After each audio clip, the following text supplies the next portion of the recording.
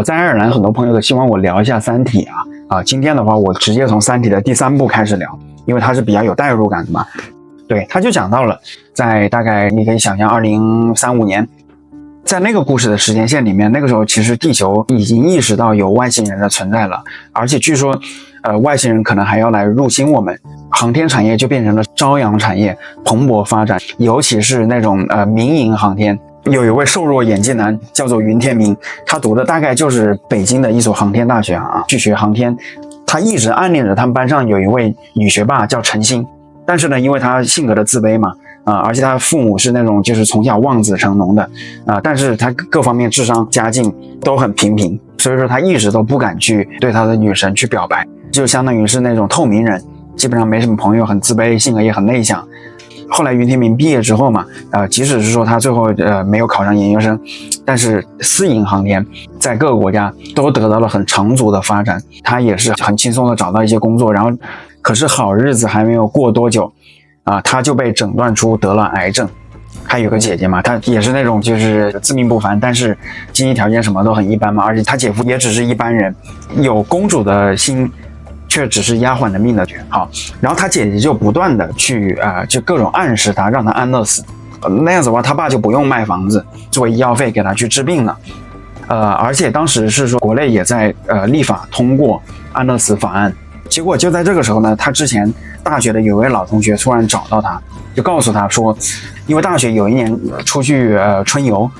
跟他的一句闲聊当中得到了有一个创业的点子嘛，是开发一款像那种青草版的可口可乐的一个饮料。好，然后就是因为他那一句话，最后创业成功，挣了大钱，又是融资 A 轮 B 轮。好，然后这个时候他说决定给他3个亿。原著里面是说300万嘛，但是因为《三体》原著是在2005年写的，所以说我根据通货膨胀什么的算它是3个亿。好，后来他就去找了他的主治医生嘛，就问他说，好，如果我现在有无限多的钱，我这个病还能不能治好？结果主治医生说，就是癌细胞已经扩散，已经是末期了，就算是有再多的钱也没得治的。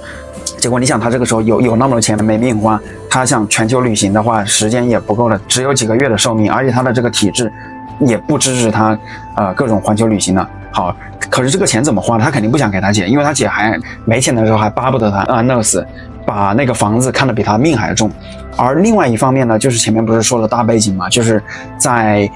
这个时间线里面，人类已经意识到说有那个外星人的存在了，而且外星人据说要已经在路上准备来进攻我们，但是可能赶过来的话还要400多年的时间。好，所以说当时联合国的权力已经有很大了嘛，而且联合国搞了各种各样的一些项目嘛，准备去拉投资、拉赞助、搞钱。联合国有各种各样的计划，准备去造那种太空的那种星际防御工事来抵御外星人，但是这些东西都需要钱所以他就搞了各种各样的那些噱头，准备搞钱。然后其中有一个就叫群星计划，群星计划就是相当于可以去卖一些宇宙当中的星星，给一些富豪去卖一些星星，说这颗星星就给你了我们到时候过了几百年、几千年，等人类文明过去的时候，你就是星主了，你就是一颗星球的酋长了。后来云天明他就准备拿那3个亿准备去买一颗星星，然后送给他的女神陈星，他准备以匿名的形式准备做这个世界上最浪漫的事情。他就去了那个联合国驻京办吧，去了那个总部，然后最后选了有一颗离地球200多光年外的有一颗星星嘛。而因为3个亿也不够嘛，真正的那些富豪钱可比这个多了3个亿的话只能买一个中下等的那个恒星。好，后来他们就选择了有一颗还得开车开到郊区，远离那种城市灯火的地方，而且要把眼睛瞪大了去看才能够看到那个。当时助理一想有钱人真好。那位助理估计也是一个刚毕业没多久的，相当于00后的一个女生吧。后来云天明告诉他，可是我就要死了，我买这颗星星不是为了给我，而是为了送给我亲爱的女神。结果助理就哑口无言嘛。后来他们就给了一个很精致的一个皮质的，相当于那个新产证、房产证、新产证给云天明。买完之后他就把它匿名准备去寄给陈星嘛然后这个时候他后面就跟他的医生说我决定安乐了。安乐死，他当时在那个社会语境当中，他们用一个词叫安乐来代替安乐死。他就到了医院里面，就护士嘛，那个安乐死它相当于是那种肌肉注射，那个液体嘛，它直接就是通过那个肌肉注射，然后到了心脏里面，就是相当于把心脏麻醉停止之后，人可以在那种没有意识、没有痛苦的状态上去世嘛。所以后来云天明他就在医院，在一个那种像杨利伟太空舱那种可以躺着的那个座椅上头，护士都已经给他就是在那个肌肉上面插上了针管嘛。但是毕竟那个就是人命关天嘛，在安乐死的根据法律的规定，在那之前你必须得就是再三的确认，他会问你确定安乐了吗？确定请按1。然后第二次的话，他那个数字他又会变一个数字，就是怕他手一哆嗦，不断的按1嘛。总共有5次机会按不同的数字，确定了之后他才会决定安乐好，后来他就是那5次的时候，就是刘慈欣他通过道具的手法嘛，就讲到他回忆他的童年、青年、壮年，发现他就是一个 loser， 没有朋友，就是一个普通人。然后现在离开这个星球，对整个社会失望透了，然后也没有什么遗憾。好，就在他即将按上最后一个数字的时候，这个时候突然他的女神程心找上他，直接推开，不要，你不能死。好，然后程心又是怎么样知道云天明的呢？他怎么会找到那里来？然后难道是真的是说有吸引力法则的奇迹发生了吗？好，预知后事如何，且听下回分解。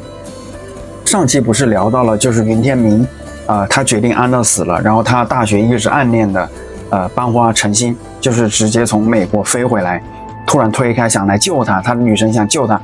不让他去死。好，然后这边故事线就讲到了程心，他当时在大学毕业之后，因为他是学霸，然后他就很顺利的去考研，然后去了美国，然后毕业之后就直接进入了联合国有一个叫做行星防御理事会的那么一个部门。好，然后在那里面相当于去做助理嘛，然后那里面遇到的都是各种科学家、天才啊、高手啊。好，他们当时就准备执行有一个计划，叫做阶梯计划，就相当于他们发现了三体人，他是通过意识沟通，就是他没有嘴巴，但是你通过意识沟通，你想什么，那你散发出来的脑电波，周围人都知道嘛，所以三体人他们就没有那种撒谎的那种能力。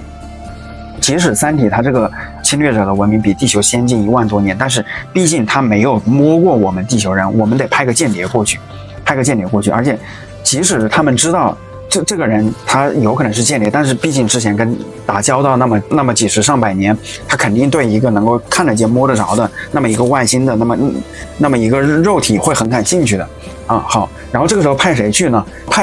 这个人他首先必须得是航天背景，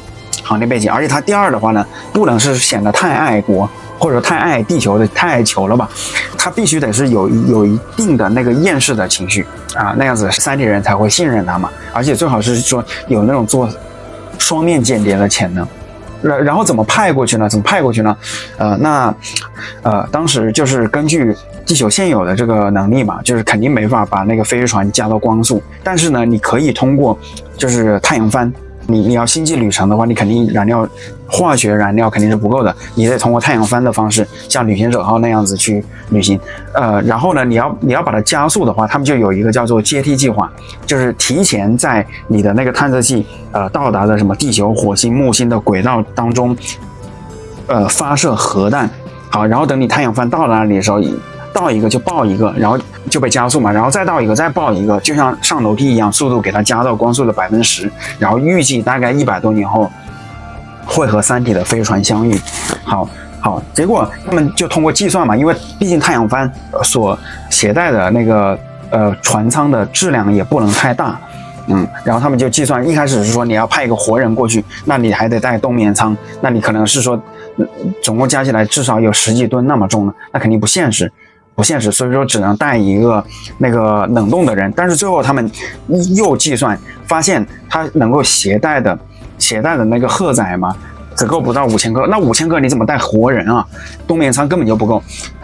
所以后来联合国的高层嘛，他们那帮人也是极端的冷血、极端的理性的那帮人，他们就说我就直接只送一个大脑过去了。可是只送大脑，前面不是说的吗？你要航天背景的高材生，而且你还要有那种双面间谍的潜力，然后同时你要只送大脑，那你这相当于是反人类啊，反人性啊，那不就是相当于谋杀吗？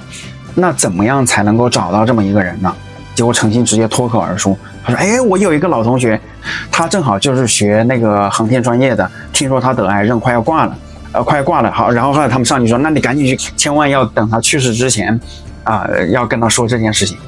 结果之前不是说满心欢喜的那个云天明嘛，他买了一个星星，他想做这个星球上最浪漫的男人，匿名的送给陈星。他以为陈星可能是知道了自己命不久矣，然后特地在他临死之前想看他一眼，结果没想到自己的女神直接远渡重洋，不远万里的过来去找他，没想到是想要他的大佬。结果云天明当时就像发疯了一般的在那里爆笑他自己的荒诞，但是后来他还是同意了。反正这个地球也没有什么好留恋的，这个地球这个社会也没有什么好留恋的，而且本身我就要死了。据说三体人他都是变态，有可能对他大脑进行各种折磨，但是这些都不重要，至少好死不如赖活着。好，然后没过多久，云天明他就在那个同意书当中签字了，然后去了联合国，然后在他去世之前嘛，把他的那个大脑提取出来，然后放在零下160多度的液氮里面，那个容器里面迅速的给它冷冻，然后装到太空舱里面。好，就在飞船即将发射的前一刻，那个陈星突然意识到，哎，那他吃什么？他去了三体吃什么？然后就执意的带几粒小麦蔬菜的种子上去。好，三体的第3部的开篇差不多就是这么一个故事吧。如果你们对这个整个架构有哪些困惑，然后包括它的前因后果啊、前世今生啊，也欢迎在视频底下留言。3部的那个主角云天明，对他是比较有代入感的嘛，后面我也会努力更新的，非常感谢，请订阅支持一下吧，让我们幸福喜悦吧，因为我们如今正在经历的疯狂，实际上是一种幻象，它逼着越来越多的人觉醒。可是呢，我们也要同情那些没法觉醒的人，因为世间的种种现象啊，造成了我们个体与灵魂的分离。我们会在螺旋上升的水晶上继续我们意识的进化，我们正在获得内心的勇气，将自己交给了灵魂，迈向了完全未知的领域。